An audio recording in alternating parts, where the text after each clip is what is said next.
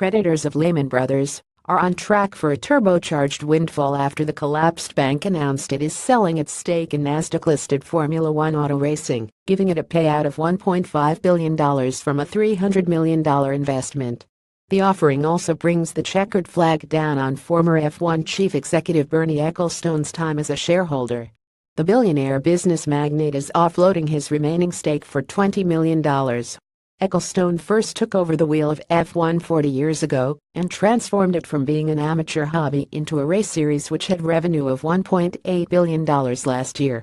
Together, Ecclestone and his Bambino family trust have made an estimated $4.9 billion from dividends and the sale of their shares.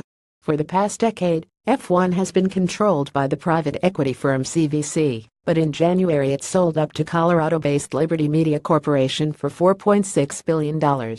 Liberty paid $3 billion in cash and offered $1.2 billion of shares in its Nasdaq tracking stock, which has the ticker FWONK. The remaining $351 million came in the form of a loan that can be converted into stock. F1's former owners got the shares at the pre-takeover price of $21.26 and have made a turbocharged return. The shares have risen 80% in value since Liberty handed them over and closed at $38.27 on Wednesday. The share sale is expected to close Friday and is being led by Goldman Sachs. The biggest beneficiary is CVC, which has made a total of $6.4 billion from F1. It has yielded a 563% return on investment as CVC put in just $965.6 million when it acquired F1 in a leveraged buyout in 2006. A number of American investors later joined its consortium, including fund manager Waddell Reed, which has made a total of $1.7 billion from the $1.6 billion it invested in 2012 for a 20.9% stake. Lehman, which has been involved with F1 since 2002, when it gave a $300 million loan to German media firm Kirch to finance its purchase of shares in the sport. The loan was secured on the shares, so when Kirch went into Chapter 11 bankruptcy in the same year, it left Lehman with a 14.2% stake in F1. 4 years later, Lehman sold its stake to CVC for $209.3 million, which was less than the loan it provided to Kirch. However, this was only a loss on paper, as Lehman made the smart decision to reinvest the money in F1, giving it a 15.1% stake. In 2008, Lehman itself went into Chapter 11 bankruptcy and moved its F1 stake from its bankrupt arm, Lehman Commercial Paper, into LBI Group, a newly formed holding company containing the valuable assets in its portfolio. LBI's purpose is to generate cash from its assets, which is then used to pay Lehman's creditors.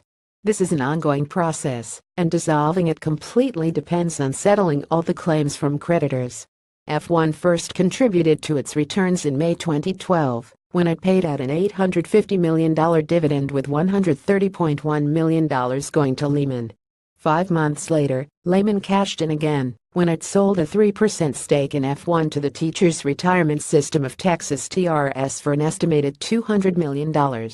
Rounding off a bumper year, in December 2012, F1 paid another dividend, which this time came to $1.2 billion, and was fueled with income from a recent debt refinancing.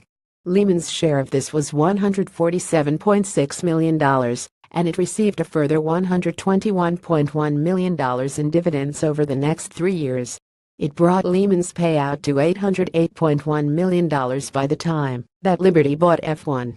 In line with its 12.1% F1 stake, Lehman got $363.6 million of the $3 billion cash offered by Liberty, and it is also due $42.5 million from the loan, which can be converted into stock.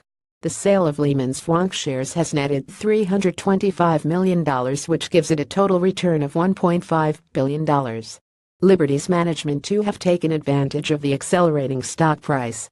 Its chief financial officer, Mark Carleton, has sold all of his FWONK shares and has made $2.5 million from this since the acquisition. However, the road ahead may not be so smooth.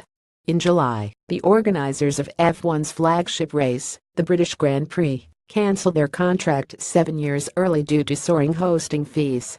Likewise, the organizers of next weekend's Malaysian Grand Prix have also put the brakes on their race early, as this year's will be their last, even though their contract runs until the end of 2018.